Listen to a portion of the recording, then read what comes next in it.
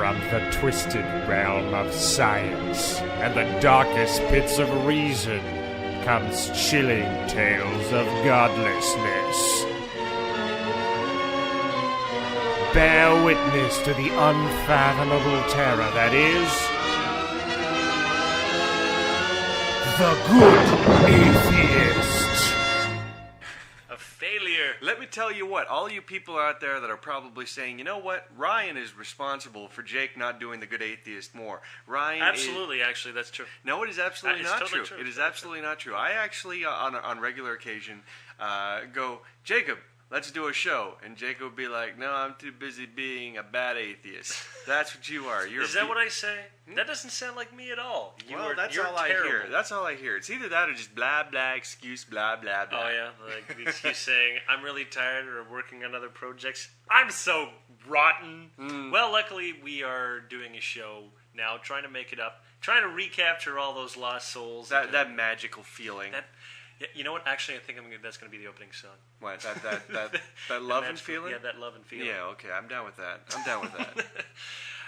You wanted to talk a little bit about something you thought was kind of funny. Well, I just, you're asking me what we wanted to talk about, and I know we bag on Christians a lot and Scientologists a lot. I think those are the people that get our ire. Well, not a lot of ire, but anyways, we say stuff about them. We like to roast them like pigs. Pigs on a blanket. Pigs on a stick, ain't it? I don't know. Anyway.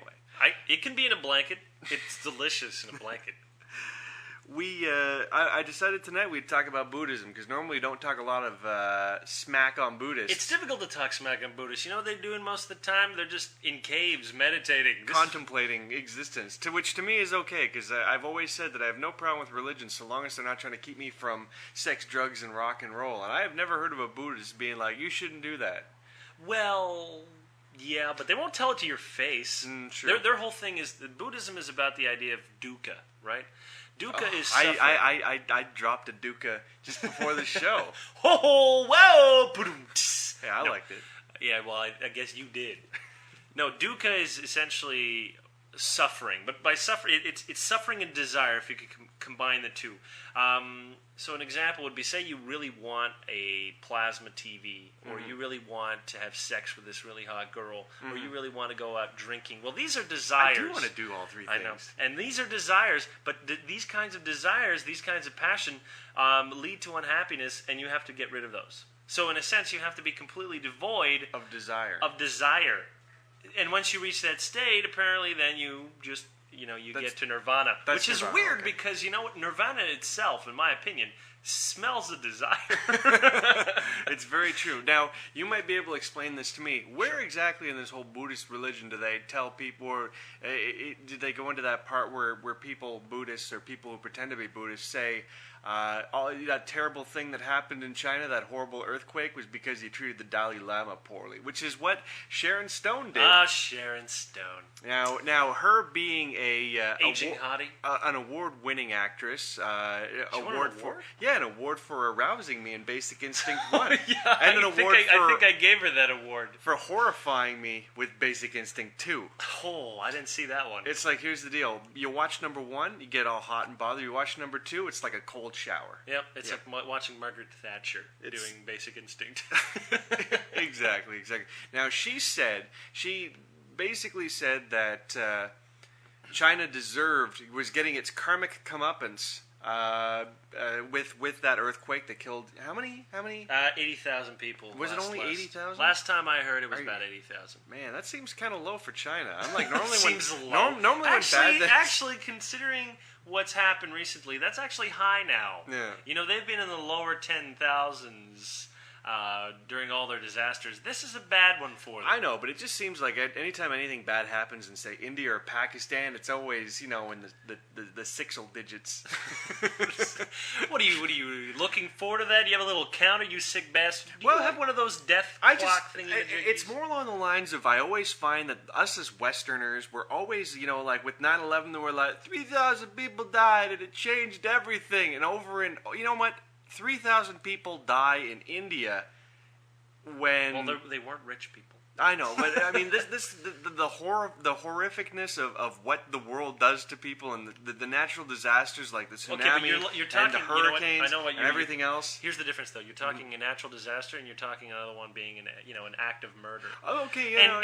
And Mother Nature's a cruel bitch, but sometimes when a tornado comes touring through, and it done rip your child out of your hands because they got a suction cup right out of the fucking basement. Well, it's a tragedy, but it's not a tragedy as though your child gets snatched by a terrorist, strapped with bombs, and thrown down a chute. But okay, let's look at this. And I know we're kind of going off onto a tangent, but we'll get back there. Don't worry. If you believe in God and you have terrorists who are doing this as an act of of religious fervor, then that is a kind of like an act of God, and then these natural disasters are kind of like acts of God. So why can't you just be like, God, you suck?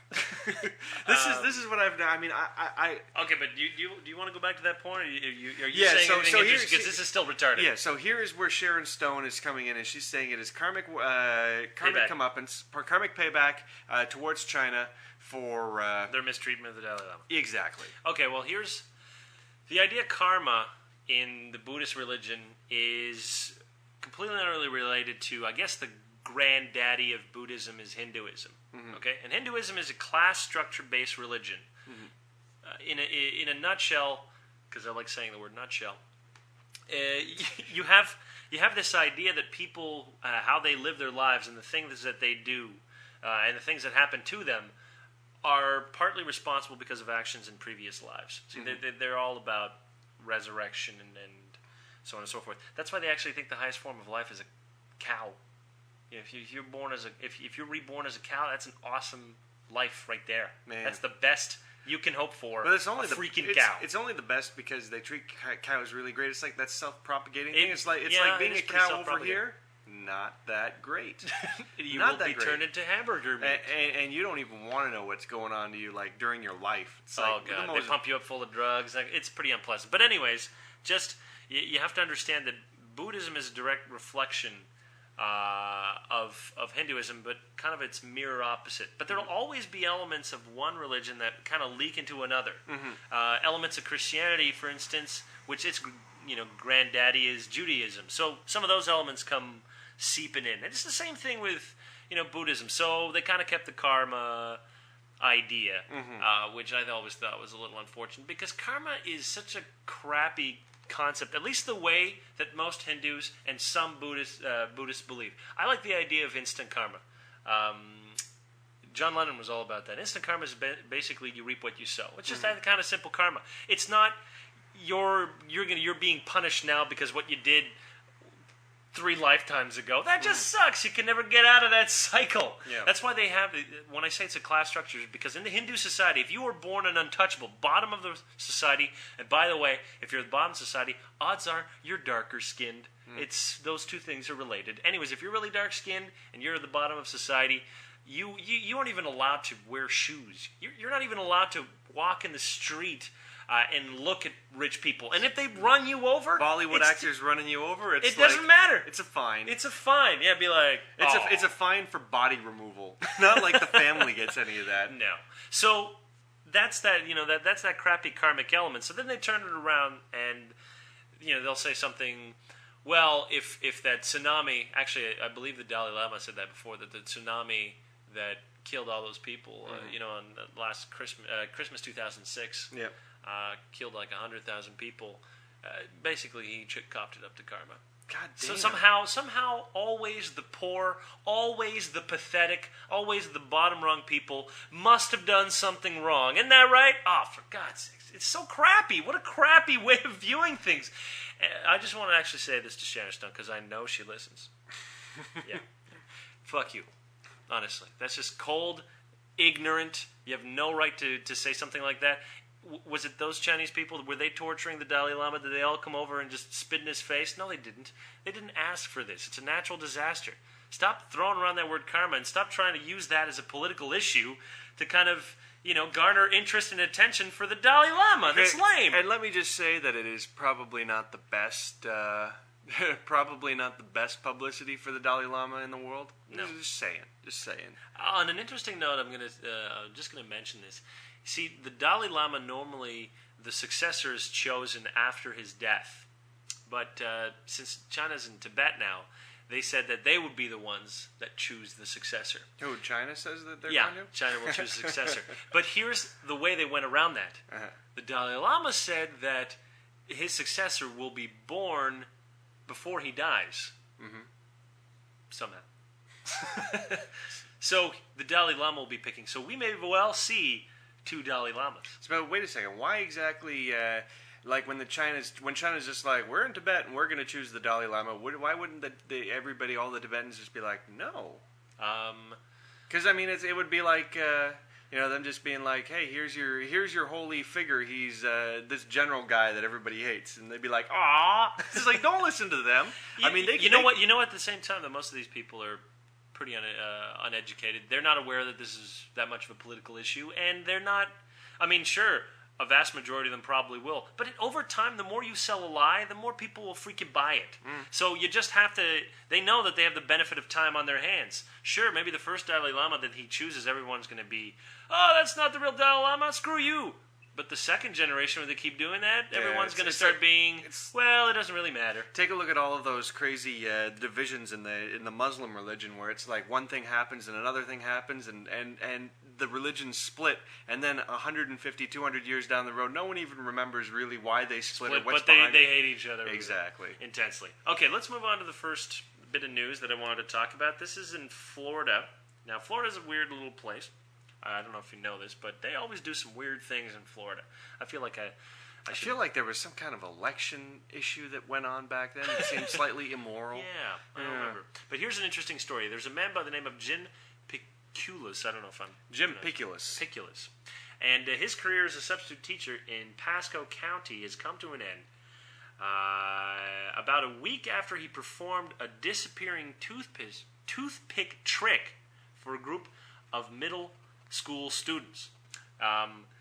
One of the kids went home, told his parents what had happened, and they complained to the principal saying that he was a wizard and that they had to fire him due to the complaint of wizardry. Okay, well, here's my opinion on this. If he was a good teacher, then those kids wouldn't be that stupid.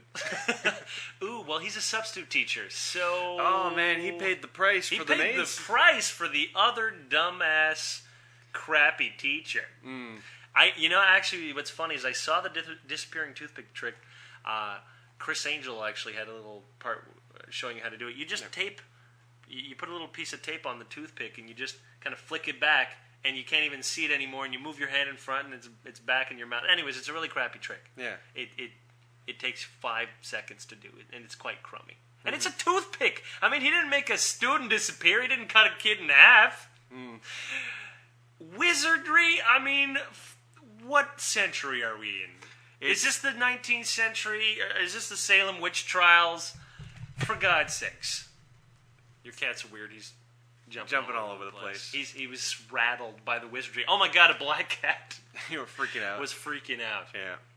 Yeah, well, I mean, this is a pretty clear-cut case of stupidity. I don't know really what else. I got my joke in, so I'm happy with that. Is there anything else underlying on this? Is this guy's life ruined, or what's up? I don't know if his life is ruined. I mean, he can go anywhere other than Florida, with possibly the exception of Texas and Arkansas, and probably have a very good career and a good laugh about it. Move the hell out of Florida, buddy. I know it's nice and warm, but get the hell out of there. There's a lot of morons in Florida. Okay. Let's move on to another topic, and this is Einstein and religion. Basically, there was a letter that was up for auction, and it was a letter between a philosopher named Eric Gutkind. I don't even know if I'm pronouncing that. Gutkind. You don't even know. Stop saying it. Yeah, Stop pretending you know. I say with confidence, and then everybody else believes me, and they think you're stupid. I'm pretty sure that everyone knows you're dumb. I'm the smart one. Yeah, that's because why? Blah, blah, blah, blah, blah, blah. All right, well, the letter was dated January 3rd, 1954, and he wrote to his friend saying, "The word God is for me nothing more than the expression and product of human weakness. The Bible a collection of honorable but still primitive legends, which are nevertheless pretty childish." I kind of dig that quote. I wanted to put together about $10,000 just to buy that letter. Just for the nostalgia of it. Well, let me tell you what. It's pretty harsh. Good thing one of the presidential guys didn't say something like that, because that would be the end of their campaign right there. You know, Einstein and religion is always one of those really freaky things. Everybody wants this guy in their camp. You got some atheists that jumped on this, saying this is proof that Einstein was an atheist. Then you have the agnostics or the deists that say no. Einstein's favorite philosopher was Spinoza, and Spinoza said that pretty much God is kind of in your oatmeal, that there's no personal God, but there is a grandeur to the universe, and that power itself can be described. So, and so do you then think you have the religious who say, well, he was Jewish, he respected religion, he said that religion without science is meaningless. Is incomplete, and science without religion is meaningless. They'll pick that quote. That's the funny thing, though. When you have a guy who obviously his views are not consistent, not consistent, but they're not clear.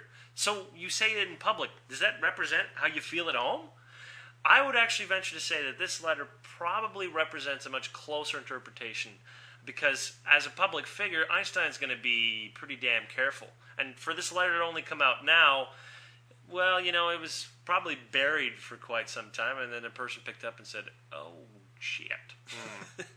I don't want to say that Einstein is somehow an atheist. I think he's still a deist, but it's fairly obvious that he had throughout his life a great disdain for anybody who believed in a personal God. He tried to make it clear to people, saying, "I don't believe in a personal God. I think that idea is, well, he didn't say it in so many words, ridiculous, until now, where he expresses the fact that views in personal gods are fairly childish, and it's hard to kind of, fault him on that one." Yeah. Well, you figure anybody that was involved in the creation of the atomic bomb probably would hope that God doesn't exist, because if he did, that would be bad. Don't you know the story? He didn't have any part of it. No part of it? You want to know what the story is? Yes, please. Okay, well, the story is basically, there was I wish I remember the name. There was a friend of Einstein who came over from Germany, and he told Einstein he was very nervous, and he had said that in Germany they were on the verge of discovering the neutron. Okay? And when he explained what the discovery of the neutron would mean, basically, the discovery of the neutron is the discovery of the atomic bomb. Why? Because by firing a neutron onto a very packed, very refined type of uranium, it creates a chain reaction where all the neutrons keep hitting each other, and it's an effect that grows exponentially over time and creates, obviously, a giant explosion. So he wrote a letter to, I believe it was Eisenhower, saying that it was imperative that they do something about it, because either they developed the bomb first or the Nazis would. And it was just a matter of time. It's just one of those things where as soon as that genie's out of the bottle, there's nothing you can do about it. That was his involvement. And it's funny because they defeated the Nazis before the bomb was able to be made. And there's a few other reasons, and there's a couple of awesome documentaries on the fact that there were these Belgian saboteurs? I forget. There was these saboteurs that actually damaged a lot of the refineries where they were making heavy water that was necessary for the production of the bomb. So the bomb was never made, and the Germans were defeated, but nevertheless, they used the bomb. And Einstein regretted to the day that he died writing that letter. He wished to God, that he hadn't written that. But that was his involvement. He was not the brains. He had no say in it. He wanted no part of it. So, I mean, if you want to credit him for something, credit him for simultaneously creating quantum mechanics and general relativity. I suppose. Does that make him big enough of a celebrity that he wouldn't want to, kind of say out loud, God, I don't like God, and God is stupid? Yeah, but you have to understand, I mean, who would have said that at that time? Only if you're interested in career suicide would you say that back then. And even now, I mean, how many people are really willing to come out? Well, it was like we said, if a candidate for the presidency of the United States of America does not seem religious enough, then they are screwed. They are definitely screwed. It's always funny, too, that in America, one of the biggest concerns is who is your pastor? Because everyone believes, well, the pastor has so much influence on a person. Why wouldn't they have an influence on a president? And I'm scared at the prospect that anyone could have, influence on a president if he's religious. And interestingly, just off tangent, I was reading a book by Gore Vidal, and he talked about the religiousness. Gore Vidal is gay. He is gay. I know. The religiosity of Ronald Reagan. And we don't know this, but Ronald Reagan was probably the most religious of all presidents. I mean, you think that Bush is religious? No, forget about it. Ronald Reagan literally believed, that Armageddon was going to come within his lifetime, and this is a man that had his finger on the freaking button. That's a scary thought. Just some puppet actor who believes in Armageddon. Scary, and he was waiting for the sign. He was waiting for the sign. Thank God the sign never came, and he got wrapped up in, a scandal. I think it was the Iran-Contra scandal, or whatever the hell this scandal was. He got wrapped up in that, had to do that, ended on a bad note. Whew!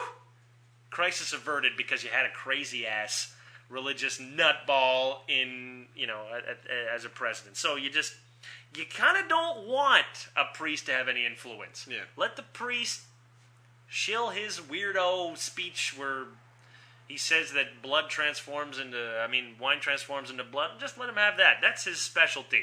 Mm-hmm. His specialty is not running a nation. Okay, now, I know you were saying that you didn't think you were going to have a little bit of a rant, but I wanted to set you up because when we were talking about the idea of everybody giving so much of a damn about who your pastor is and what's going on, we had a conversation about this before, talking about how America, and generally in North America, everybody just cares so much about what you're up to and what you're doing, while in France, you've got Sarkozy, he just divorced his wife and married some hottie and stuff. Yeah, some whore. But over there, it's like, the morality of it, people... They really don't care what you do in the bedroom. Yeah. Hey, we had a prime minister back in the 80s that married a crazy, hot bitch. She was crazy. Okay? Margaret Trudeau? Yeah. She was out of her mind. She'd boast about sleeping with the Rolling Stones and getting high with them. This is the wife of a prime minister, and for sure it was very embarrassing for him, but it didn't cost him...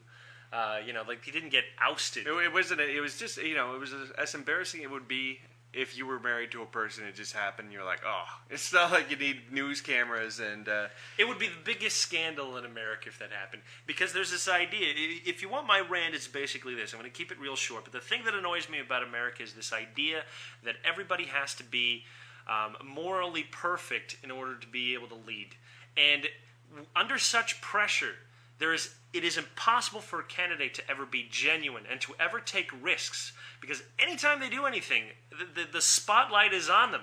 Any moment of impropriety somehow means for them that they're incapable of being leaders. But a leader is interesting when he is some color to him, when he has some element that makes him interesting.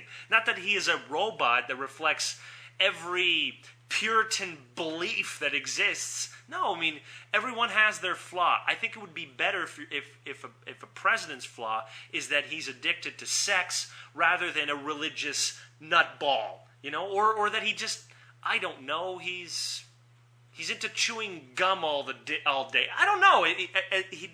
The office of the president in the United States is just held to such high regards that no one can really fit. So it's such moral high regard, because I think we've all realized that on the actual competency side, and that's the funny thing too. It completely slides. That's the funny thing too. They don't have to be competent. They just have to appear moral. They just have to appear religious. They just have to appear austere. It doesn't matter if they don't do anything. So long as the appearance is maintained, America remains happy. Well, I got to tell you, why don't you ask something more of your leaders and forget about all of this BS, who they're dating, who their freaking pastors are, what their religion is. Who cares? Can you do the job?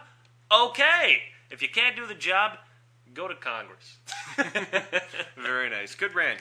I'm glad I set that up for you. All right. The last topic that I want to talk about before I say this stupid person of the week, which you'll appreciate, by the way. Oh, we're doing stupid person? We're doing stupid person. Actually, it's stupid / racist person of the week. Okay, I'm definitely against slamming racist people. Okay, you're against that, or you're... No, I'm totally for it. Okay. No, I'm against it. I hate the Jews.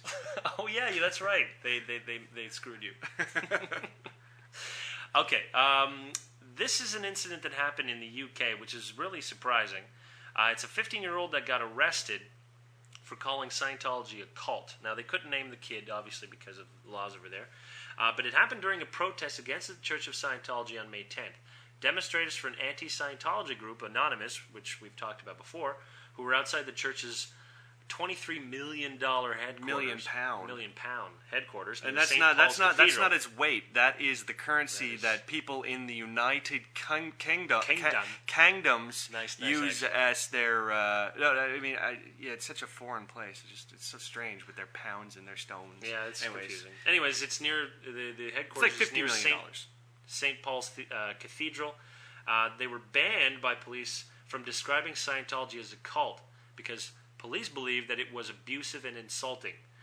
The teenager, when warned, refused to back down, and there was a 1984 ruling in which they basically said that you can't call an established religion a cult, or you can't use it as described as corrupt, sinister, or dangerous. And after that exchange, the policewoman handed him a court summons, and they removed the signs that he was carrying. Now, here's the talking point that I want to say, and I think that this is a pretty good issue. There was one of the, I think his lawyer or something like that, was arguing this, saying that these were completely peaceful protesters that had a valid opinion. Criminalizing, because it is essentially what they did. I mean, they didn't throw him in jail, but they definitely gave him a fine, or they're trying to. Criminalizing the use of the word cult is like trying to criminalize the use of the word war or tax or anything else. It's pretty disturbing if you think about it, really. Well, you look at, again, I guess what we're doing now is we're getting off our normal punching bag of America. And I'm sorry, Americans, we like a lot of stuff about it, but, there's just some stuff that we go off on. But anyways, we're getting off our punching bag, and we're getting onto the UK punching bag, because goddamn are they psychos over there, too, with all the cameras everywhere. I know, it's ridiculous. It is, George Orwell is rolling around and is doing 1,200 RPM in his grave. That's what he's doing. It's insane. I actually kind of enjoy in the UK. They have theater groups that go over and they make theater protests to the cameras where they make fake plays. Usually George Orwell's 1984 is, and the irony is not lost. But the UK is a very, very weird place, and it's a lot more conservative than we realize on a lot of issues, including free speech. And I just got to say, I'm pretty disturbed. I'm fairly disturbed. It's also disturbing that mostly in Europe, I mean, they take a tithe automatically from your paycheck. Do you know what a tithe is? Yeah. Well, for those of you that don't, a tithe is basically a certain amount of money, a percentage of what you make that goes directly to a church. Well, in the UK, for instance, they just take it right off you. It's not an option. You don't have a choice. It goes to the Church of England. Screw you. You make some money, they're just going to take it. And I find this unacceptable. I'm going to take a tithe for the Church of Atheism. Huh? How would they feel about that? Is this a breaking point? Would you not live in the UK because of the tithe? No. I dig the British. I like their documentaries. Their TV sucks balls. All they do is watch freaking Big Brother and other kind of garbage TV. But their documentaries, their BBC4, top-notch program. So I kind of like them for that. But I would definitely, if I went over there, I would throw a hissy fit. I would definitely throw the word cult around. It is, to me, it's interesting, at least with the people from the UK. I mean, you always think about, in the States, everybody always talking about their rights. And everybody in general knows, to a certain degree, just from watching enough stupid television, they know the general idea of the important bits of the Constitution as far as what their rights are. So even though they're not 100% sure on the wording of it, they'll generally know when their rights are being abused and violated. But in the UK, and even the same in Canada, because we don't have this super hyped, really well marketed Constitution or Charter of Rights and this kind of stuff. And, we have these things, but no one knows what's in them. Well, here's an interesting thing. I actually read the Canadian Constitution. It's surprisingly short. But I'm going to ask you a little trivia question, because I mentioned this the other day, but I want to see how good your memory is. What year was a Canadian Constitution signed into effect? Oh, it was signed into effect in who cares year? Yeah, 1984. 1981. Oh, whatever. And it was signed by the Queen because she's our head of state. Ooh, apparently still. That was fun. Now I don't remember what I was talking about. Thanks a lot. That was a fun little trivia break. Well, it's because you're obviously the smart one, so you're easily confused. Yeah. Well, yeah, in the UK, people just don't know. I mean, do you think this 15-year-old kid knew that he didn't have that right? I'm sure he thought that the pigs were just being freaking bad, man. Just all up on him. Actually, it's better when they don't and something like that happens because it just shocks them. I would have rather him not know, and then everyone now aware of just how outrageous the situation is, that then all of the citizens knowing and choosing not to break that law. Sometimes it's best when you break that law without knowing it, because then only then do you realize how unfair that law is. You know what I mean? Yeah, no, I understand. It would be as though you were walking down the street chewing gum and a cop just threw you against the cop car, be like, "You're under arrest for chewing gum." You would probably be pretty outraged. So sometimes you just kind of need to get police baton up your ass to realize that you live in a police state. You live in a police state, that you are not as free as you think. And I don't want to go all conspiracy theory on most people in Britain or Canada or the U.S., but that is the reality, that we live increasingly in police states where the amount of laws and legislature keeps growing, but your freedoms keep shrinking. It's funny, if you ever go back and watch those 60s war movies and stuff like that, like The Great Escape and stuff. Sorry, I said like. But Yeah. you've on your to your downside, you have talked about chewing gum twice for no real good reason. You just you got chewing gum on the brain. Sure. So anyway. It's better than having the word "like" on my brain 50,000 times. Okay. Anyways. As though, that's another thing. Try to use as though. Okay. So you watch any of the movies from the 60s, such as The Great Escape, and always in Nazi Germany, they're always talking about, "Let me see your papers. Papers, please." And that was the reason that they always do this in these movies, was to show what a ridiculously how not free the Germans were and how crazy it were, because you couldn't go anywhere without your papers. And now, if you look at how things are being run now, they're talking about identification cards. You always have to have a reason for where you're going, and you can always be questioned. And you need to carry your papers. Yeah. You are legally obliged to carry it. And this is true here in Canada, too. If you walk around without ID, you're in serious trouble. They just don't ask you all the time with a nice German accent for your papers.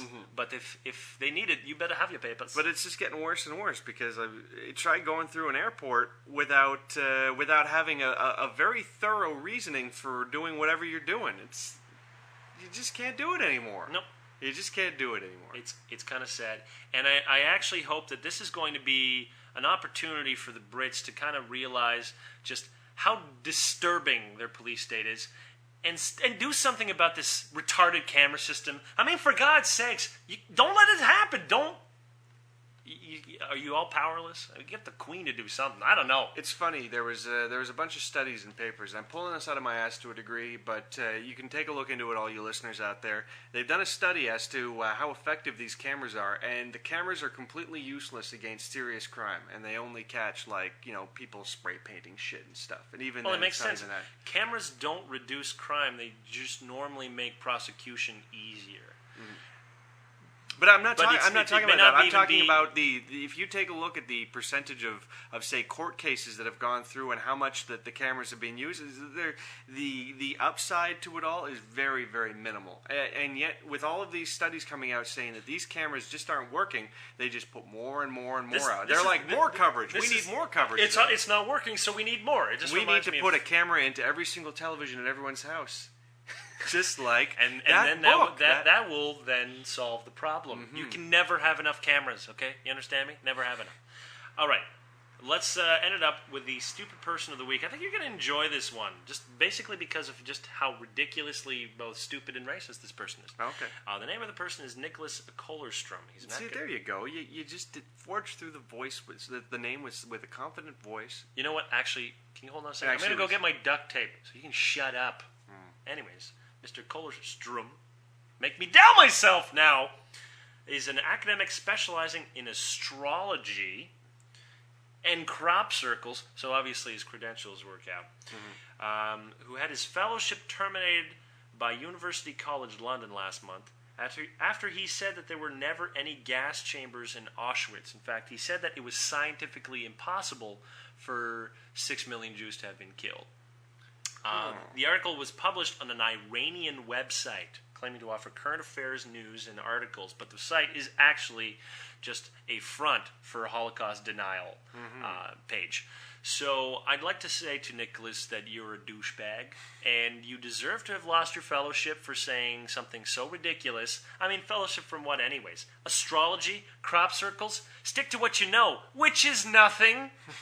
Which is make-believe. You were an expert at make-believe. I just kind of enjoy that rich irony of the fact that he can believe in astrology and crop circles, yet deny the Holocaust.